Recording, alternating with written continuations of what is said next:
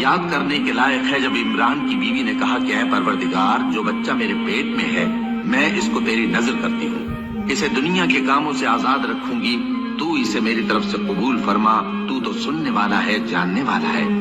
پھر جب ان کے یہاں بچہ پیدا ہوا تو کہنے لگی کہ پروردگار، میرے تو لڑکی ہوئی ہے، جبکہ اللہ خوب جانتا تھا جو ان کے یہاں ولادت ہوئی تھی، اور نہ ہوتا لڑکا مانند اس لڑکی کے۔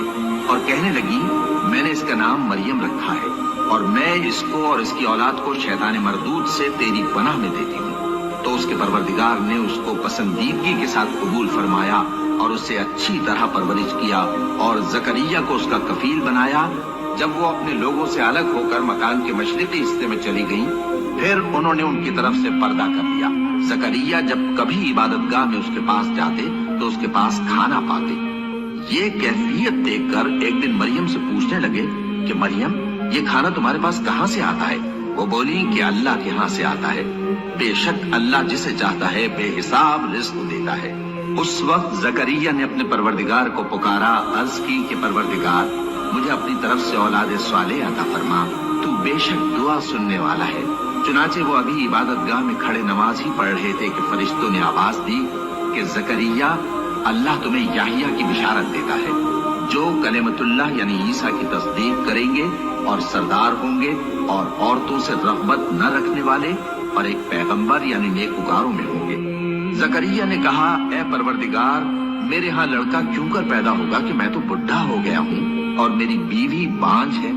فرمایا، اسی طرح اللہ جو چاہتا ہے کرتا ہے۔ زکریا نے کہا کہ پروردگار، میرے لیے کوئی نشانی مقرر فرما دے۔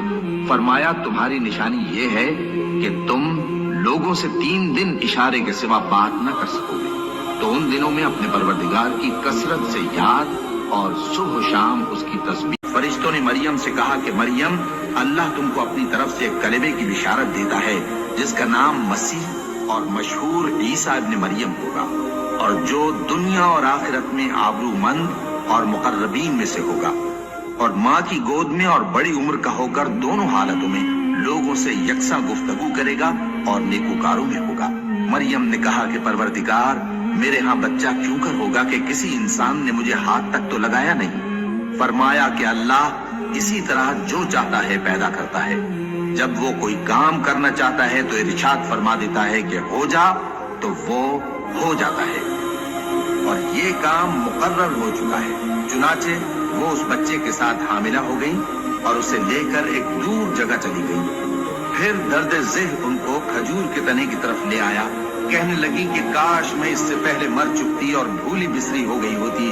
تب ان کے ٹیلے کے نیچے کی جانب سے فرشتے نے ان کو آواز دی کہ غمناک نہ ہو، تمہارے پروردگار نے تمہارے نیچے ایک چشمہ پیدا کر دیا ہے، اور کھجور کے تنے کو پکڑ کر اپنی طرف ہلاؤ، وہ تم پر تازہ عمدہ کھجوریں گرائے گا، تو کھاؤ اور پیو اور آنکھیں ٹھنڈی کرو۔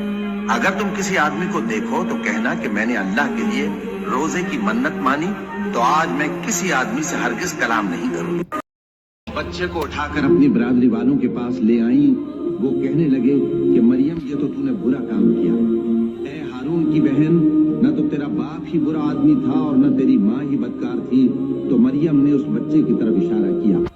وہ بولے کہ ہم اس سے کہ گود کا بچہ ہے کیسے بات کریں؟ بچے نے کہا کہ میں اللہ کا بندہ ہوں، اس نے مجھے کتاب دی ہے اور نبی بنایا ہے، اور میں جہاں ہوں اور جس حال میں ہوں اس نے مجھے صاحب برکت بنایا ہے، اور جب تک زندہ ہوں مجھ کو نماز اور زکوٰۃ کا ارشاد فرمایا ہے، اور مجھے اپنی ماں کے ساتھ نیک سلوک کرنے والا بنایا ہے، اور سرکش و بدبخت نہیں بنایا، اور جس دن میں پیدا ہوا اور جس دن مروں گا اور جس دن زندہ کر کے اٹھایا جاؤں گا مجھ پر سلام ہے۔ یہ مریم کے بیٹے عیسیٰ ہے، اور یہ سچی بات ہے جس میں لوگ شک کرتے ہیں۔ اللہ کو شایع نہیں کہ کسی کو بیٹا بنائے، وہ پاک ہے، جب کسی چیز کا ارادہ کرتا ہے تو اس کو یہی کہتا ہے کہ ہو جا، تو وہ ہو جاتی ہے۔ اور بے شک اللہ ہی میرا اور تمہارا پروردگار ہے، تو اسی کی عبادت کرو، یہی سیدھا رستہ ہے۔